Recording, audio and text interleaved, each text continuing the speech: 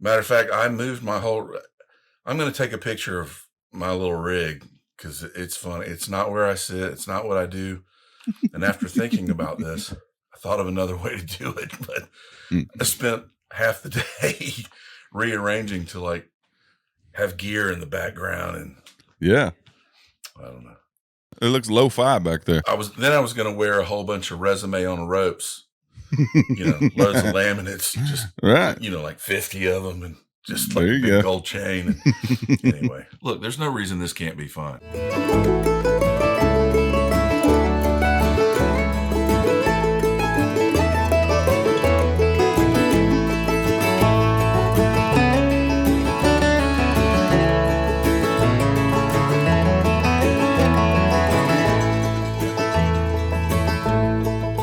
Are you any relation to Norm McDonald, or is it just name only? Or Ronald McDonald. I can't get anything free there. I look like it, but no. So I will say that the first time I ever saw your face, I think was in Nashville. When I was working the door for the Cody Norris show. Yes. I think that's the first time you and Holly had some interaction before that. But I think that was the very first. Yeah, that's the first time the door too, and yeah, that was awesome. Yeah, that was a good show. That's a fun group of kids there. Who were you with? And it was a very intimate, great venue. Like, what a great place to see anybody there. Oh. Like I just like that living room kind of thing. Definitely. Unfortunately, you can't pay for your tour bus and do a bunch of shows with that, Yeah, but there is some value still in saying you played there. It's sort of like the Grand Ole Opry. Absolutely. Yeah, it has a value of its own. Definitely. Yeah, it's a neat little spot. Yeah. And there aren't that many of those left. I mean, especially in Nashville. No, and places like that are holding on, and I think it's their history that is giving them the longevity and working through all of that, I think so too. As that, but you're right. I mean, there's venues being built left and right, and right. Tootsie's, Orchid Lounge, those kind of places. They're in a spot and grandfathered in. They're always going to be there, and that's great. And there's a lot of other little places like that. Third and Lindsley is another place. So there are still places you think that can kind of hold up that tradition in. I think so, especially with their history. Right. And then it's also places that the locals will go out to. Right. You have your whole tourist strip. Exactly. And you get these people. And when I moved to Nashville, I worked for a sound check, and I would deliver gear to studios, like session players' gear, their racks and their guitar boats and everything. Right. And one of the guys was Brent Mason, and he had a group called The Players. And I can't remember the drummer's name. There was somebody Hobbs. There was a keyboard player. And I went to go see him one time with a friend of mine named Barry. And he's like, so Brent Mason yells at me across the parking lot, Neil, what's up? Cause I would go to the studio and I'd wire. He would walk in and be ready to play. And he had racks of amps and everything. Like, no matter what you asked him to do, if it was charted out, he could give me a couple of adjectives for the sound you want me to bring up. And he had an amp head and pedals and everything, and he'd knock it out. Huh. And I'd have to come back, grab that gear, take it to another studio, because he'd have 3-4 sessions a day. Oh, so that's cool. You just move them between studios for the different guys. Yeah. And set them back up like they wanted them. And my friend Barry went nuts. Like, I've got all of his instructional videos, and he's hollering your name. And I didn't know who he was. And we went in and saw them play, and it was, one of the top drummers, top keyboard players, and Brent. Right. And they, killed it. Yeah, they killed. Just killed it. Just with it, without the no name at the top of on the marquee, but just the best musicians imaginable. Brent can sing. Yeah. Brent can sing. I don't know why he never became an artist himself, or maybe he did. And I know a few of those kind of guys that tried to be and didn't, and then they just fell into a guitar role or whatever. Well, I mean, I'm sure that's an easy place to be when you're such a virtuoso musician to kind of fall back, because there's all that other stuff that probably goes along with being the name on the marquee that you can live a normal, happy little life being a guitar player and do exactly what you love to do. And sleep in your bed every night. Yeah, exactly. Yeah. I can see that. I mean, and back in those days, we're talking about 2000s. And even before that, I mean, he was somebody long before that. I didn't move to Nashville until 2000. Right. But the word of mouth on session players, it was, I got to have that guy that played on this record. And I got to have, you know. Yeah, that's kind of how that worked. He didn't need a manager or, you know, billboards around town. Hey, I play guitar. I thought you were always a Nashville guy. No, I'm originally from Athens, Georgia, and then I moved to Chicago, lived there for 10 years. Well, there was a gap in between there. I went to London for a while. Okay. And wow. And then I moved to Nashville in 2000. That's circuitous, I think they call that. The circuitous route. I'll have to Google that later. And I think you made it up. But Athens, Georgia. Where's Athens, Georgia? Big Scrabble points to you.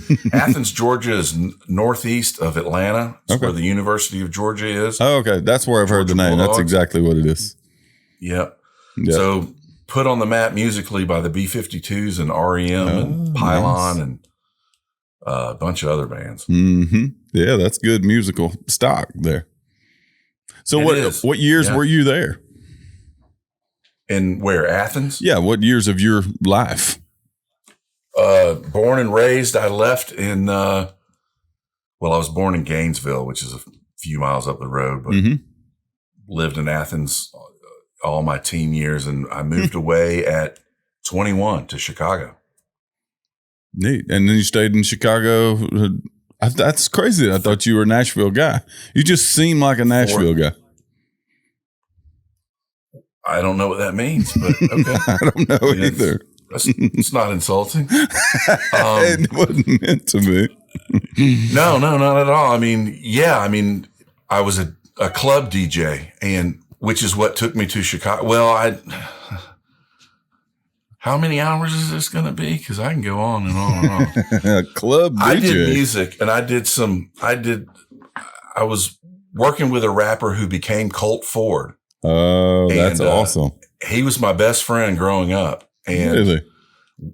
And we were dealing with some people in Chicago. We had a management deal with Jermaine Dupri's dad, he's a big rap producer. Mm-hmm.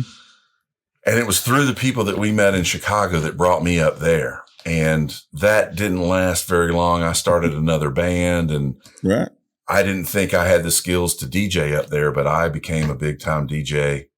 I say that. I was working in the top clubs while I was up there. I mean, it was really one of the best times of my life. And then I didn't want to be in my 40s DJ until 5 a.m. And I don't know. That sounds like a fun life.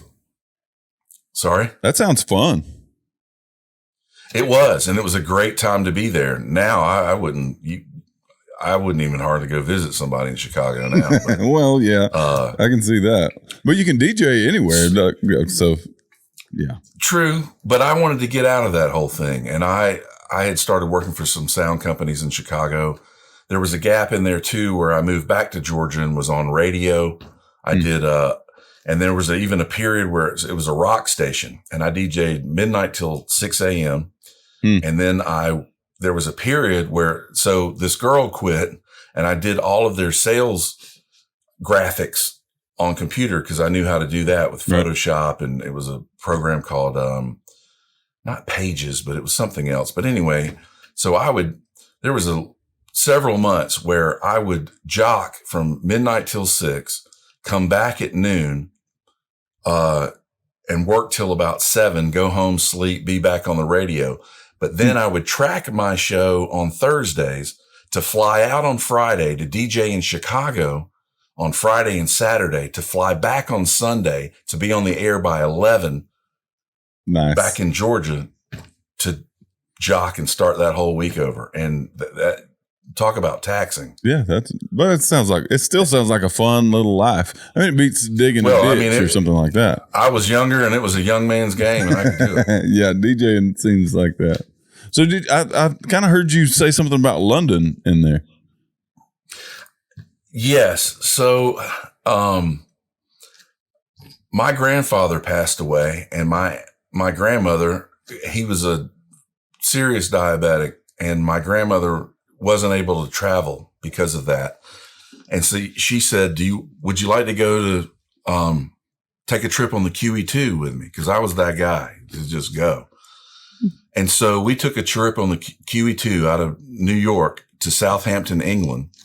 And I met some people on board from England and Australia and all this and stayed friends with them. And there's several other stories involved in that whole thing. Right. And so through that, this couple that I met had a friend whose son was a DJ, and we stayed in touch, and I ended up moving over there, and they had a label called Tasty Records, and it was a DJ group putting out house music stuff and threw parties all over London, and it was awesome. And I got turned on to all kinds of new music, and then I brought that back over, and it was cool.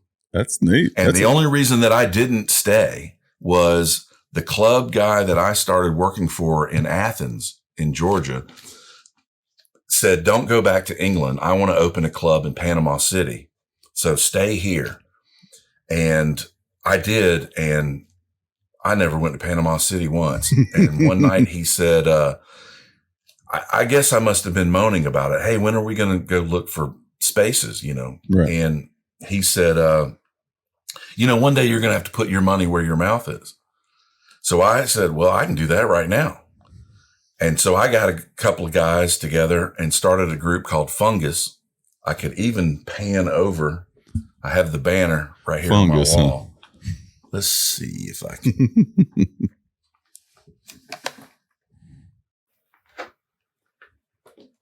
My mic stand is in the way, but oh, nice. So we started this DJ group, and because of all the tricks of the trade that I learned in London, back then I got a phone number, and it was just a voicemail number, and you could call in and find out where the next gig was. Yeah. So what we would do is we would play every 2 weeks, and I would go to a club and go, "What's your worst night?" And of course it was Monday or Wednesday or Tuesday, and I'd go, well, I'd like to bring some guys in here, bring some lights, some sound, some DJs, and I want what's on the door. Right. And they're like, okay.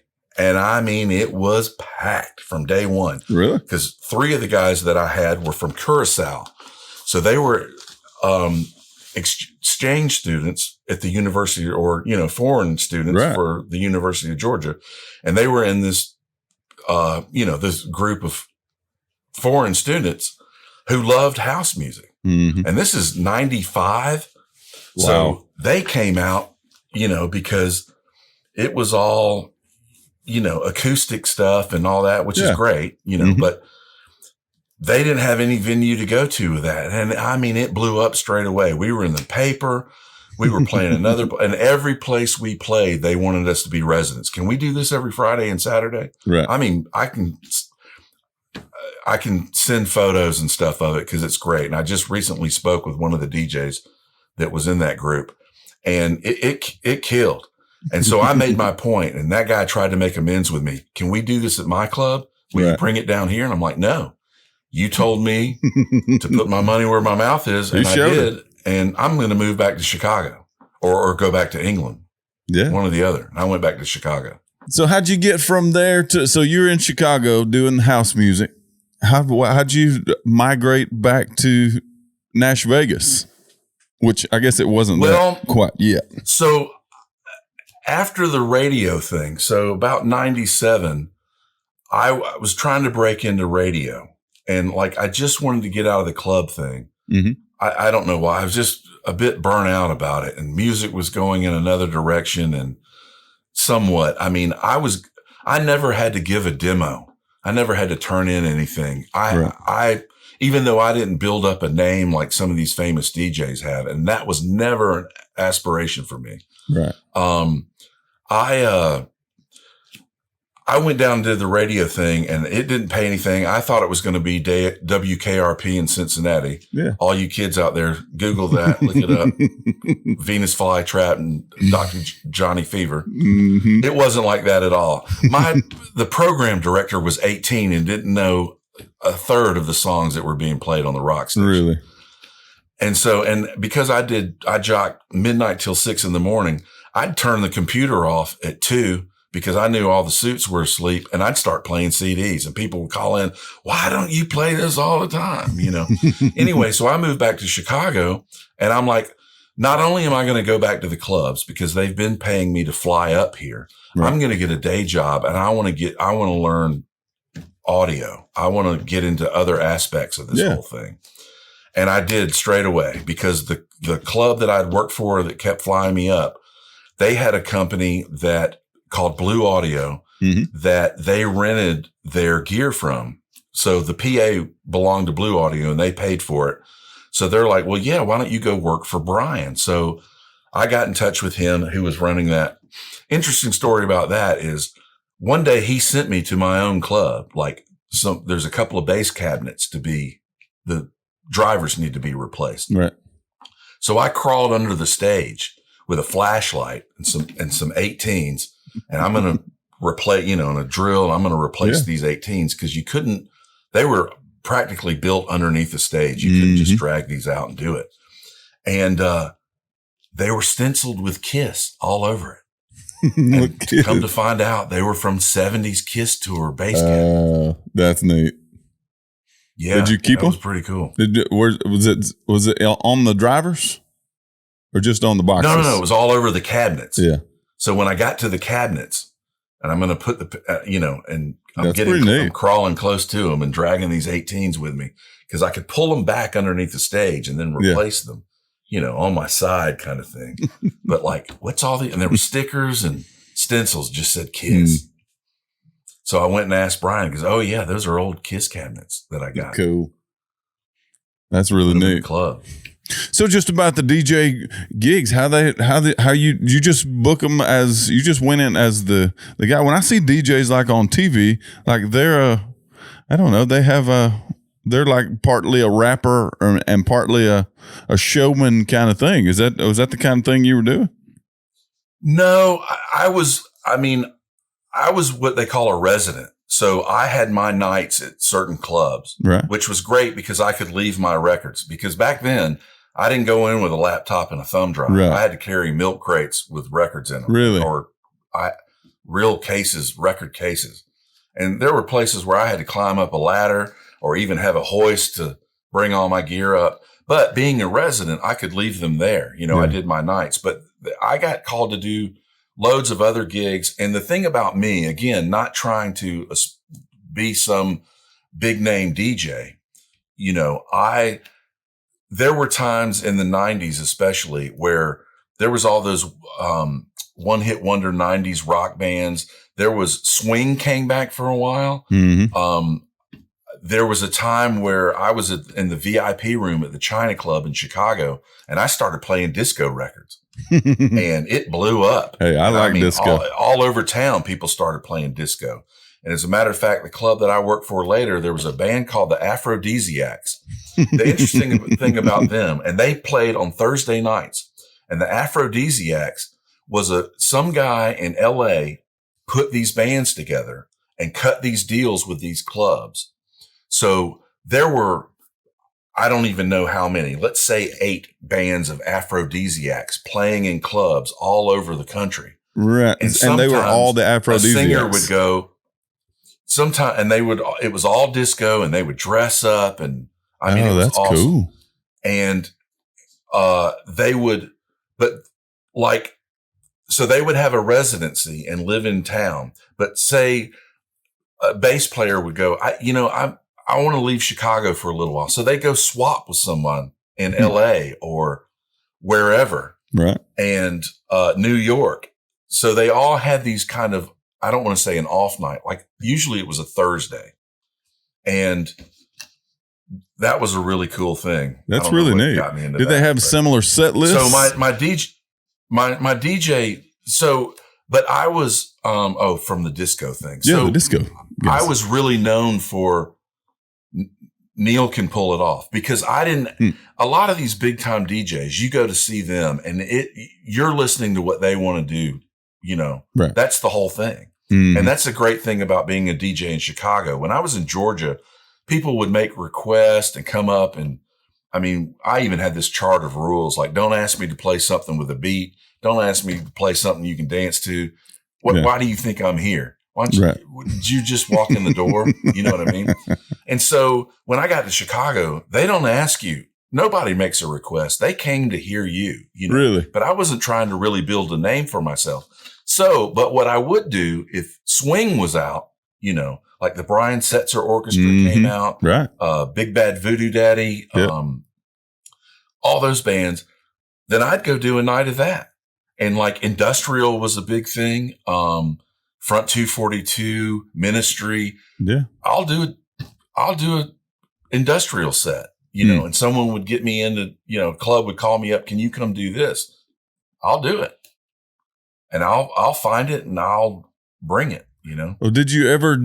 So when you went to Nashville, did you go as a DJ? Like, is that what you? Oh, not at all. No, my whole intention. Ooh, I hate to say this, but I went to audio engineering school, and I've never once put it on my resume. And it was. It's out there now. Just moved to Nashville and started working for a regional sound company straight away. I should have never gone to that, but it was a 9-month school.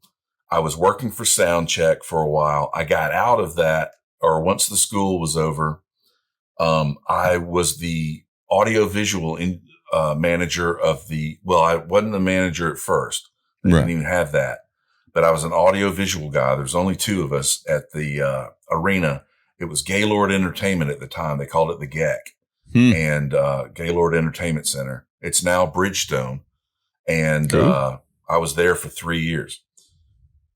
And so that's why you went. So you kind of went as a change of pace to Nashville. Well, so I went there because I was living with a girl that was going into the Peace Corps. And she told me that from the beginning of our relationship. And the Peace Corps is a 2-year commitment. And I said, so while you're gone, I'm going to do whatever I can to get out of the club business.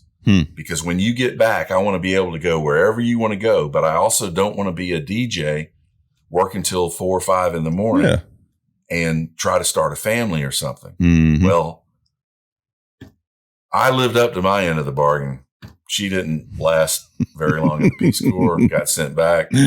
She's not very peaceful. A lot of this I'm going to regret being recorded. So how did but at least I'm not dropping names. I've heard, well, I was about to start dropping names because I've heard a rumor that you worked with Lorrie Morgan and some shows with Ronnie Millsap. So how did you go from audio engineer? Because when I think audio engineer, I think of a guy sitting in a studio, but you're doing like live is your thing. Hey, y'all, I want to talk to you a minute about T-shirts. You can check this one out right here. It says, come and pick it.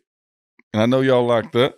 I hope you also like this shirt with this good-looking fella on the front, the guy without a mustache. He's kind of pretty if you if you like kind of a softer-looking guy. He's good-looking. We got this one here without the guy on there, Anthony Bonnette and Lone Star Steel.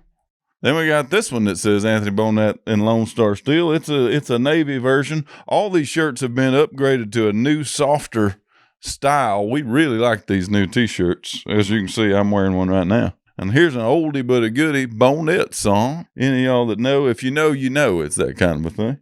There are more styles available online, more stuff available online, coffee cups and all kind of stuff like that. There's flags. There's come and pick it flags you can get. So there's a lot of stuff on there. I hope y'all go check it all out. Check it out at anthonybonnette.com. So I did live, and when I was working weekday and some weekends, I mean, even though I was DJing, I worked for some sound companies. There was Blue Audio in Chicago. Right. There was another place I went called Andy's Pro Hire. they had a retail store, but they had a rental division and a lot of backline. And I learned a lot of backline stuff, synthesizers, guitars, amps, Hammond, Leslie speakers and all that kind of stuff. Knowing that there's oil in those things, you can't tilt them. Knowing how to repair Leslie motors and all that kind of stuff. Wow. So when I went to audio engineering school, it was mostly studio stuff, but because I had this background, and then AV stuff is, a whole nother thing. I mean, that's video as well. And, but it's kind of simple and all that. Mm-hmm. So what happened was the thing didn't work out with the girl. That's a whole long story, but she wasn't coming back and I was done. That's a whole nother thing. But in that, it was like, there were a lot of changes going on at the arena. I see you laughing at me. There was a lot of changes going on. That's all right. Mm-hmm. They don't always work out. That's okay. And it got to a point where there was so much chaos going on at the arena, and it was ridiculous. That I said, you know what? I'm not married. I don't have any kids. I've always wanted to go out on the road. I'm going to quit. And I timed it where I got 3-4 extra paychecks and all my holiday stuff. Mm-hmm. And even the HR guy that was signing me out or however you do it, corporate, he was like, it's almost like you planned this. I went, I did. Yeah. And so I walked out the door and within a few weeks, I'm out on the road with Kings of Leon. Oh, that's cool. Exactly. And then they were opening for U2. And then I got sent home I went home from that tour. And 3 days later, I'm meeting Steve Earle's brother, Patrick, in the parking lot of a hamburger stand and given a ticket to fly to Italy. Oh, wow. And I joined a tour with that. And so the funny thing about that too was, obviously I actually went up for a gig as an LD, which I don't know anything about lights except how to flip a switch and it's on and off, But my friend was doing monitors for Steve Earle, and he said, "Hey, we're going to come out with us, man. You can do these lights, just do some colors and whatever, Yeah. So I go and I meet with Steve's brother, Patrick, and his manager at the time. And I was like, I was honest. Look, I'm an audio guy. I don't know anything about lights. Mm-hmm. I don't really want to do it. I'm only here because Dave sent me, and I walked out the door, but they knew that I was an audio guy. So Dave quit I don't know what happened. And when I got home back to Nashville from the Kings of Leon thing, they called me up and 2 days later, I got can you come do monitors for Steve Earle? Wow. Here's a ticket to Italy. So I go over there, and obviously they told Steve that I was from REM, and he walks out and he goes, "I'm Steve Earle. You're Neil. I'm going to be playing mandolin. Don't mix it like an REM record." And I just stood there, paused, and I went, "Okay." Yeah. So somebody told him I was from, somebody said I was from Athens. That's a really cool. You said you weren't going to drop names, but if you're going to have two to start with, those are pretty good starts. That's a good. I was over the moon, and that's amazing. So even that tour, that first one, we went down to Australia. Wow. Played New Zealand, played, all over Europe. And I get home and I jump on Lorrie Morgan and was her monitor engineer. And she did a bunch of shows with Ronnie Millsap. And it was great. Cool. And it was constant. And that's cool. It was good. And then after her, I went back out with Steve Earle. The album was called The Revolution Starts Now. Right. And then came home and I went out with a band called They Might Be Giants out of New York, out of Brooklyn, who've been around since the 80s. Right. And it was and so then Steve put this record together with John King of the Dust Brothers, which kind of was a little loop based, and it's called Washington Square Serenade. And he was like, "How am I going to pull this off with loop pedals and drum machines?" Or, because it had this, funky beat to it. And it was his brother that said, Neil used to be a DJ. Neil's a DJ. Why don't you get him out. Yeah, exactly. So I came out and I started scratching and dropping beats. Yeah. And Steve's playing dobro. Oh, that is awesome. Resonator and banjo and bouzouki and mandolin. And so he would come out and he would do, I don't know, 8 songs, just him. And here was this table, and it's just him solo. And then all of a sudden I'd walk out and go chicka, chicka, chicka, boom. Chicka. And he'd start playing to it. And the crowd would go, like, what in the world? That is something. So you were in the band. That's something. But I was also doing monitors on the side of the stage. Yeah, just on the side. I was doing 2 roles and getting paid for one. That's really But nice. I remember there was a kid in Atlanta. We were playing in Atlanta. My folks came out for that. And he was like, I just wanted to shake your hand and meet you.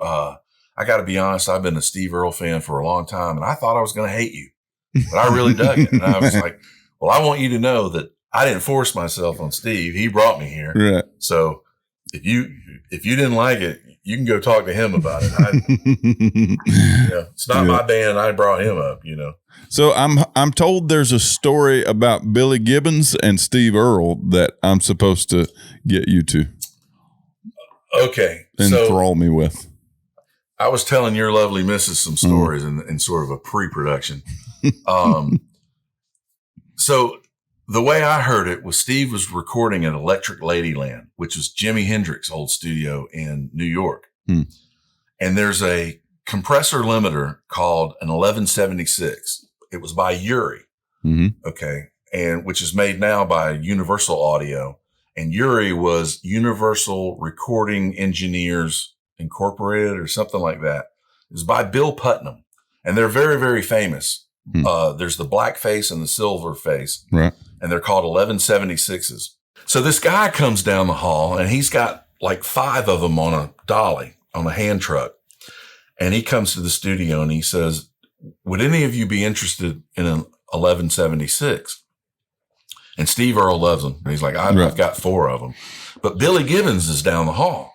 You could ask him. So this runner goes down there instead of taking all the hand cart down there. And Billy Gibbons comes back and he goes, and he looks at him and he goes, I'll be right. And he gets a piece of paper and a pen and he's looking at the back and he goes, I'll be right back. So he goes down the hall and Billy comes back and goes, I'll take this one and this one. and the guy goes, okay. And Steve goes, why those 2? And he goes, well, I called my voodoo lady in New Orleans and read her the serial numbers. And she said, those are the 2 I need to get. No way. I thought you were going to say he called like the manufacturer or something. He called a voodoo lady. Yeah. And Holly, what was her name? Marie Laveau. Marie Laveau. That's wild, isn't it? That's pretty wild. Yeah. I've never met anybody that had a voodoo lady. Not on speed dial. Right. Let me call my voodoo lady. That's something. So it sounds like your value a lot to those people were that you have like a different kind of a talent stack. Like and it's even more now as we've kind of come into like a digital kind of understanding of music. You were there when the transition happened, I guess.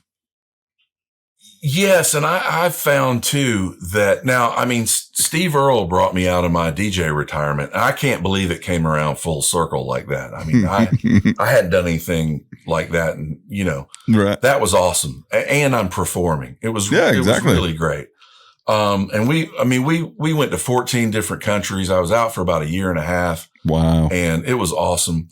But yeah, I've found that because you're freelancing, you've got to be some kind of chameleon. You've got to, if audio is your thing or video or whatever, I mean, I've branched out into some other things and kept it close. I tried to break into the film industry in Atlanta,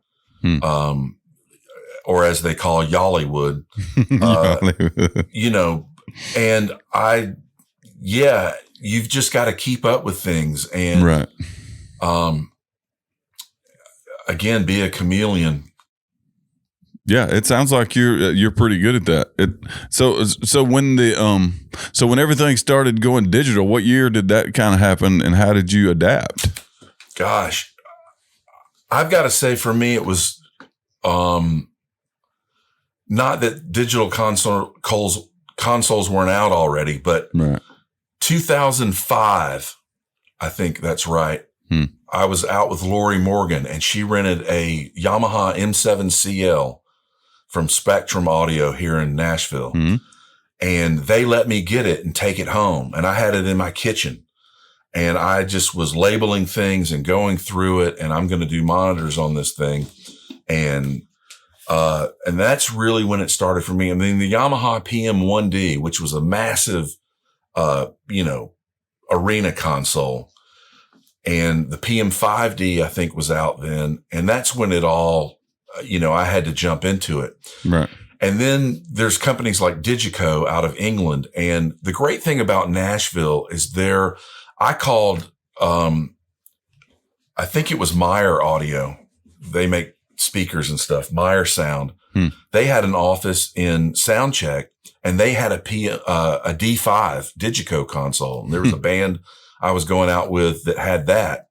And I called them up and said, hey, can I jump on that board for a couple of days? Right. And they were like, sure, come on down. People are very supportive, Yeah. And I went down and fiddled with that and labeled stuff up. And the thing is, you can throw it on a little flash drive. So when I went out with a band, yeah, you just load it. I'm in a great place to start. Yeah. And then they start making their changes. Exactly. And then I can hit save, and I've got that. And that's the great thing about it. In the analog days, you had to carry gears of racks of gear, Yeah. EQs, compressors, gates, all that kind of stuff. Well, now that's all in it. It's all built in. That's all in. But I will say, I bet there's a lot of value in you knowing the equipment a little more, because when I came into it, started, I'm kind of a hobby audio person. When I came into it, right. It was all digital already. So I don't really have any relationship with the function of what these do by themselves out on an island, or what they did originally, like what it means for it to be compressed. And so I bet you're better at having an overall understanding of the mechanics. I think going from audio to digital, again, I am old school. And so the argument is you're going from analog to technically ones and zeros. Yeah.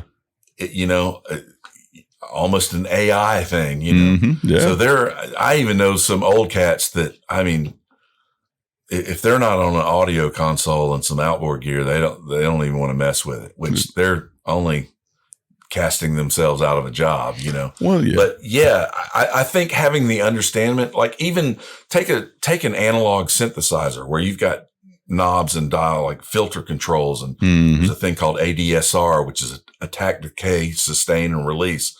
And now you've got to go through a menu and program it, or have what they call an editor librarian on a computer that'll tell that digital synthesizer what to do. Right. So having an understanding of it in an analog world gives you more of an understanding in a digital world, or what it's supposed to do. Yeah, I think that's definitely the case, because it's all based on that. It's all just kind of replicating the analog. That's exactly it. I mean, it's a plug-in. It's a recreation of what, it's a ones and zeros of what that analog piece of gear is supposed to do. Which is pretty funny when you think that analog, at least sound reproduction, is kind of a reproduction of actual acoustic live sound. And so now digital is a reproduction of the analog live sound. So that's kind of a funny thought. If you're going to play acoustic and you're going into a digital console, yeah, you're sending an analog signal. Right. It's getting converted into ones and zeros. Mm-hmm. And then taking those ones and zeros and converting it back into analog to go out to speakers. Right.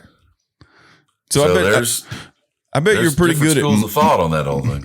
Does it make you better at miking, like mic placement and understanding room dynamics and things like that? In a difference between analog and digital? No, just you having the analog experience. It seems like that would have been a lot more important than. Yeah, I mean, mic placement. Listen, mic placement and players, anything you can do before having to say fix something. Yeah, exactly. Yeah.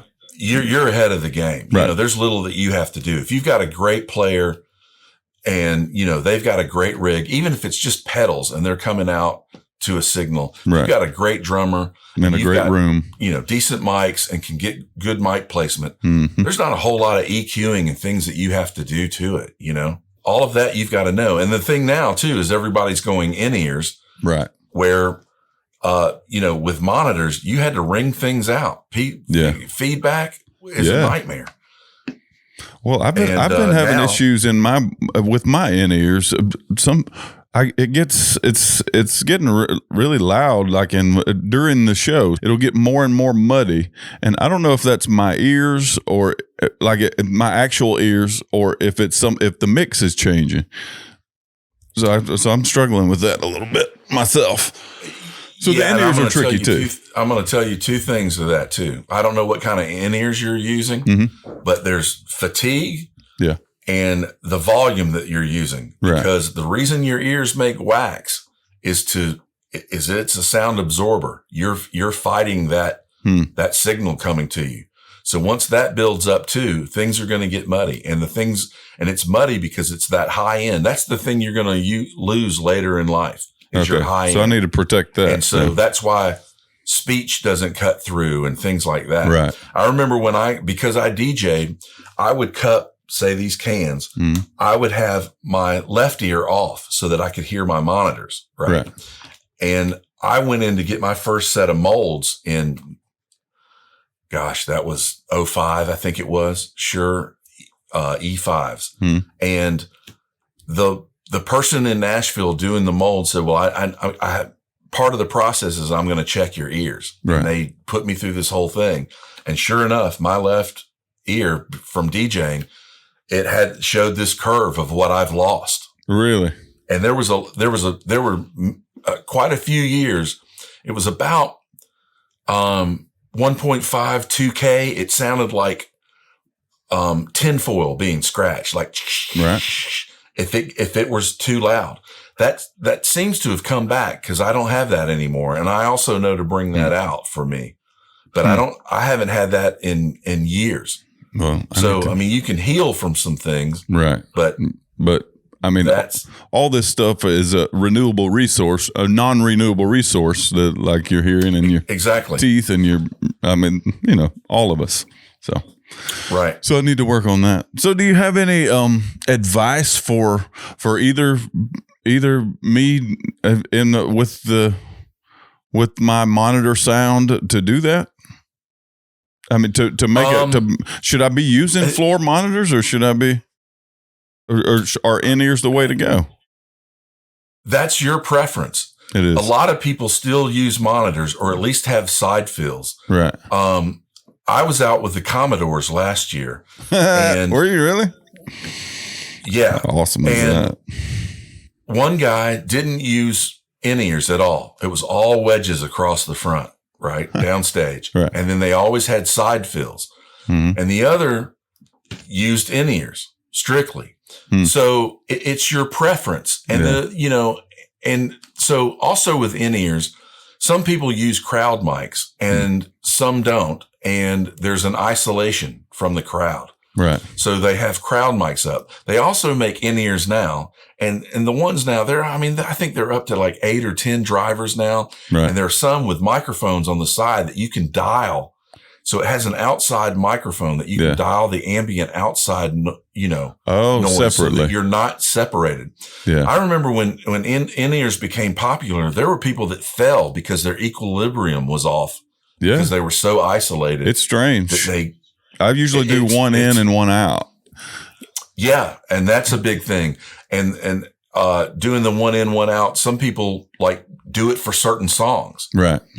Yeah, for sure. Like, I only need this to find my key and I'm happy now. Things are going, Right. And it's also on what their mix is. If I'm getting my key off of a piano or, if they're not playing their own guitar, right. I can see that. I can tell you so many different scenarios, and it's, and mixing monitors for someone It's about knowing what their needs are.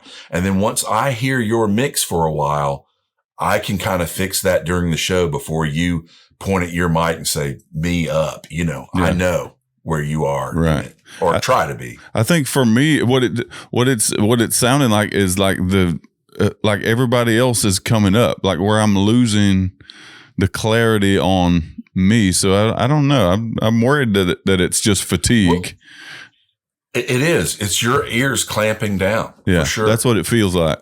So, yeah. And I mean, and so how much would an average set be for you? Or night? We played 3 hours. 3 hours. Yeah. And so, and at the first set 1, it sounds great. Set 2, right. I don't really notice, but by set 3, it's I don't have it turned up, but by set 3, I take at least one out, maybe both, and just hear through the mains and through the 1 or 2 stage monitors we have. So just to for comfort, like, cause it's a strange feeling that starts happening when all that sound is just, it's your ears clamping down. Yeah. It's too much for too long. Yeah, I think so. And it can be your ears. It could be the volume that you've set them for. Right. And by all means, I'm telling you right now, be careful. Cause Lorrie Morgan, she had so much of a high end and she would go like this. I need that crispy. Yeah. And I know what to bring up. And when I would cut to her mix, I would turn so I have in-ears and I have a pack. So when I cut to someone's mix, it goes to me. Mm-hmm. And I would turn my pack down because I'd taste spinal fluid when I'd hit her mix. I mean, it was just ridiculous. And I'm like, that's Lord, what you are hurting yourself. When you sing, though, that's what you think you need, like, because you sing better when you can hear the highs, and like you said, the crispy. When you can hear it that way, then it feels like you can hear the intricacy of your voice, and it sounds so good that it makes it fun to sing, but it just doesn't last long. And the nuance, and especially if you have a little verb going in there too. Oh yeah, it's I get that, but she would have it so loud, and she had just lost so much over the years that.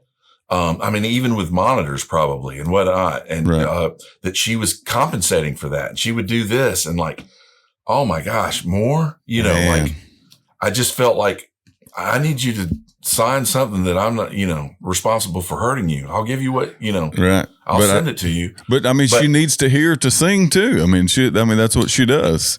And even speaking of that, there was a time where I would mix just an acoustic player, acoustic guitar and vocal. And they would want their wedge up so much. They were fighting. So there were times where is it more vocal that you need or a little less guitar? Cause now you're just fighting, you're climbing, and as the night goes on and your monitor is so loud that I've even backed the PA down, or I'm just putting the clarity over what your monitor is hitting the wall and coming back with. Right. So, and you've got to be careful with that. I heard a story about a guy that worked for Prince, and Prince said, I need 1 dB of 4K. And the guy reached up the console and didn't even turn a dial. And Prince hit a chord and goes, you're fired. He knew it. So you've got to be careful. He knew he didn't get it. He knew he asked for it and he didn't get it and fired the dude. That's awesome. I mean, it sucks for the younger dude. Guys, younger musicians, it's like, and there's a delicacy to it. Like, look, you're fighting yourself. Mm-hmm. And the guy at the venue is telling me it's too loud because they're trying to eat in here too. You know what I mean? And you've got your monitors up so loud. Yeah, definitely. Can I just back this down? Can I back this down? Because the whole thing too is if you were just sitting in a chair playing, you've got your acoustic, you've got that resonating on your chest. You've got your own vocal. Why are you not using some of that? Right. Why do you need so much? And you're not, this is not in-ears. This is monitors. Right. Why don't we bring all of that down? What if I cut that off altogether? Are you telling me you couldn't play and sing? Yeah, if you can hear your guitar, it's right there on you. Yeah. So you get that back down and it gets to something reasonable. Right. And now you've got more control over it. And now I can give a lot more to the room. You know? Yeah, that's what I've been thinking. Exactly. Of instead of bringing things up, which I don't want to do, of bringing the mix down and kind of leaving me where I'm at, where I started, and see if I can get some clarity that way. Well, and here's another thing with digital consoles, and I've been dealing that with the band I'm with now, is that you save your show, right? And then you go to the next show. And a lot of times too, here's another thing. Sound check, you're not giving it. You're not bringing it. No. Next thing you know, now it's showtime. There's a crowd. Mm-hmm. The energy level's up. I've even been to shows where the drummers are playing the song almost twice as fast because now that adrenaline is going. Like, wow, that's not even the tempo of the song. Right. You know, so what happens is they keep creeping up. Mo guitar. Mm-hmm. Everybody's more. Nobody ever asks for less. Then you save that. And then you go to the next show. And now my fader can't even go anywhere. Right. You've brought things slowly up. So what I do is I'm like, we need to go back, start from scratch again. Mm-hmm. You know, that's probably smart. And I also notice where singers will, and this is a thing, and I'm not saying, you know, where they'll turn their pack up on certain songs. You know, it's not a mix thing. It's, I need to hear, like if it's just an acoustic and vocal or, you know, they'll kind of mess with their pack, which is a great thing. Good. Right. You've got that control, you know, without having to turn to me and go, I need this done and this. I can just kind of dial my pack on this song. But yeah, you know, so being able to save and go to do the next show and you just start creeping and creeping and creeping and creeping. And then you start needing drums and tracks or bass player, like all that stuff starts creeping up because I've crept this up. Now I don't hear the bass so much. Well, everything just starts, you know, and say with monitors, in the days where I would go and mix at some club where you've got wedges and you have to ring things out and the worst is the little short throw single space EQs. But these engineers come in and they're ringing out and it's just creeping down. Like it just turns into a whole volume thing down. Right. So I bring everything back up to 0 and let me re-ring because I've got nowhere to go from these past 2 weeks of engineers, you know, guys coming in and just ringing things out and bringing more and more and more down to get rid of something. Well, that's, if you take an EQ and you just flatten it all, that's volume. Yeah. That's everything. Exactly. Right. That's everything. Yeah.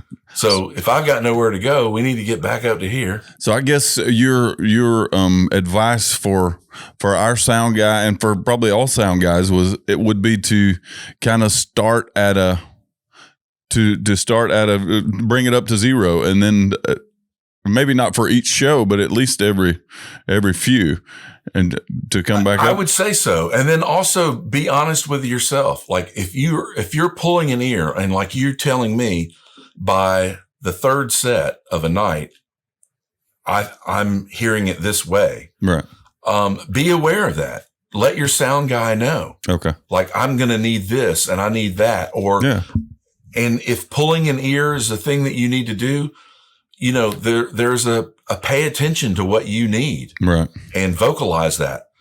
Okay. I'm afraid I need ears and a wedge. Yeah. And I want to be able to take and maybe in that wedge, all you need is vocal and whatever instrument you need to get your key. If you're playing acoustic, I just want vocal and acoustic in my wedge and I want the rest of the band in one ear. Or if you're harmonizing, whatever, because you can split things up. For instance, on say a Sennheiser or even a Shure Pack, you can do a stereo mix, right? Right. But you can also do, it's called,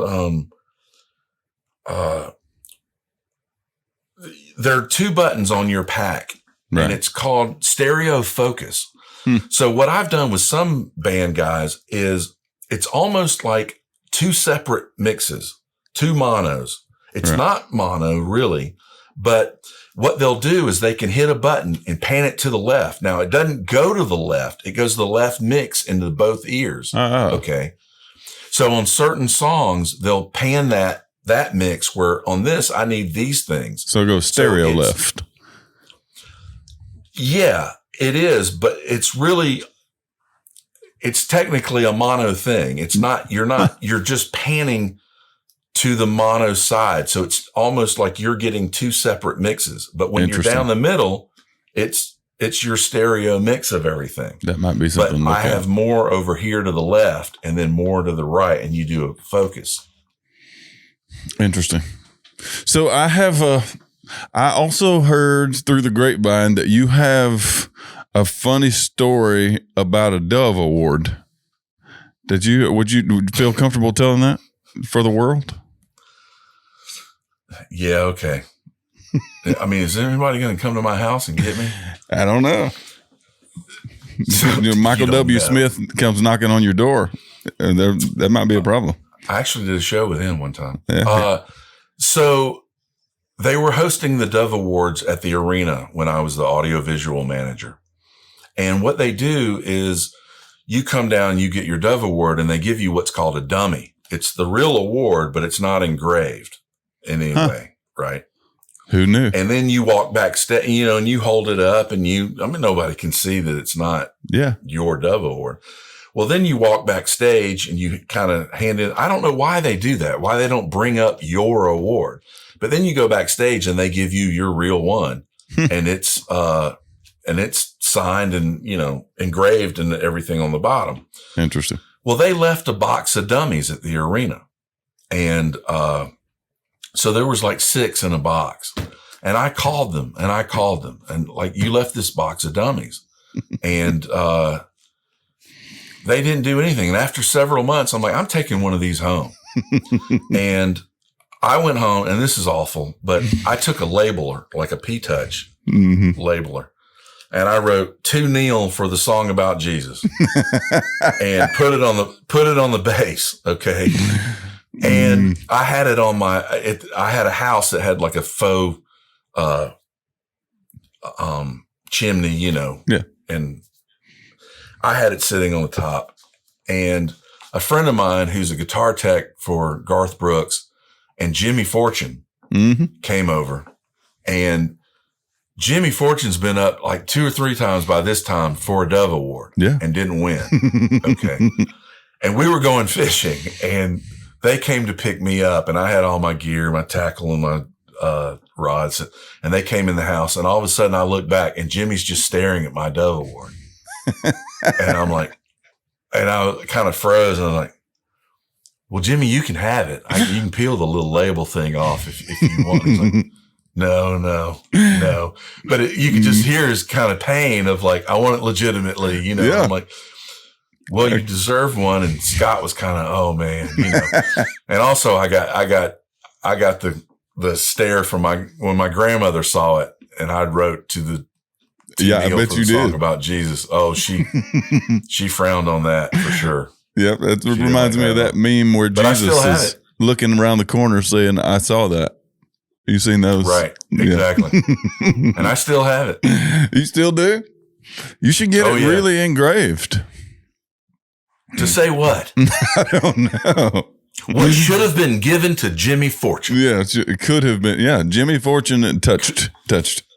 Exactly. Yeah. Yeah, that's it. I wonder if they do that in case they change their mind at the last minute. Like in case or of some scandal comes up. In case of like a Will Smith kind of situation, they could just kind of retract it. Right. Oh, that's not yours. Exactly. Or you've got a dummy. It's not legit. Exactly. But of course, they could go get it engraved. Yeah. Or a P-Touch. A labeler. Yeah. So what are you doing these days? You're touring with Thompson Square.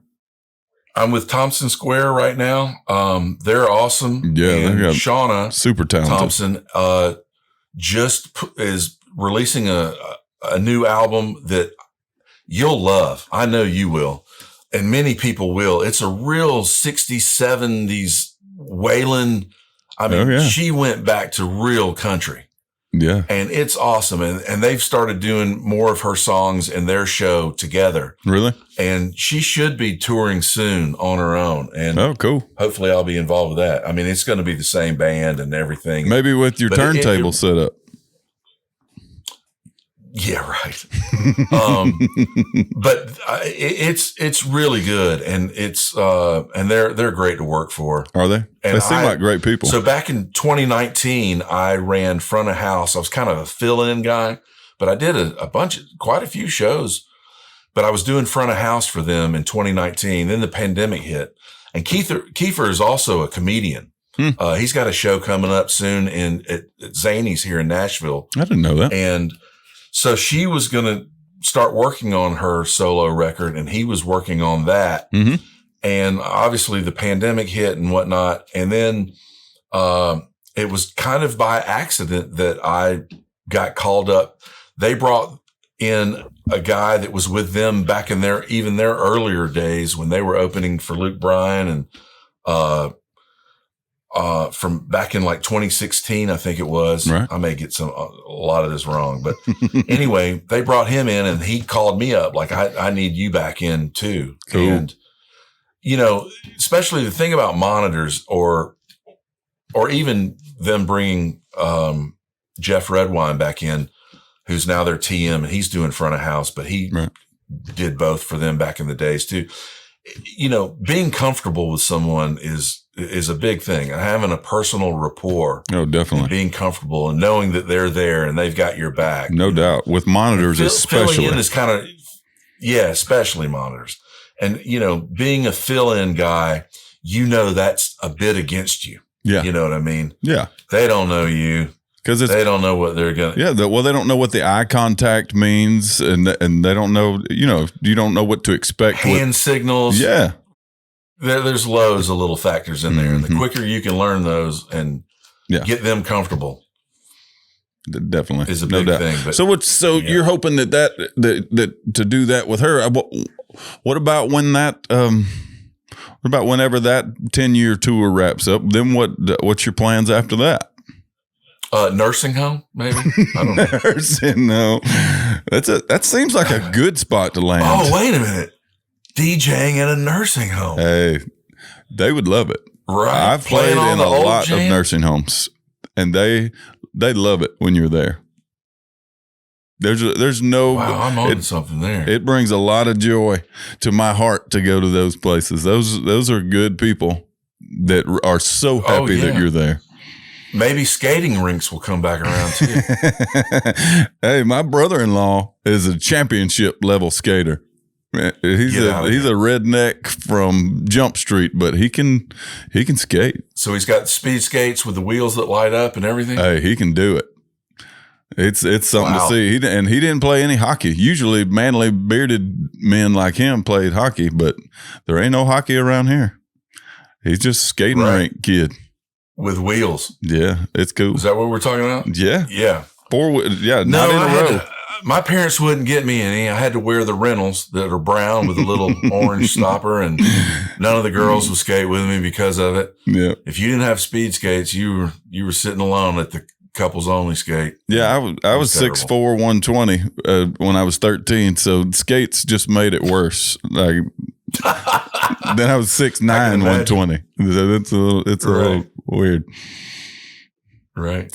Well, Neil McDonald, thank you for being with us today. We've had a thank you fun for time. having me. Absolute pleasure. I mean, even when I was asked, I think I may have teared up a little bit. Thank you very much for having me. Well, I'm sorry I made you cry. And maybe we can have you back. Oh, yeah, have me back. I've got more. Well, thank y'all for watching our YouTube channel. We hope that you'll subscribe to our channel. And by the way, you can hit the little bell to be notified whenever we publish a new video. Thank you again to Neil McDonald for being here, and we'll see y'all down the road.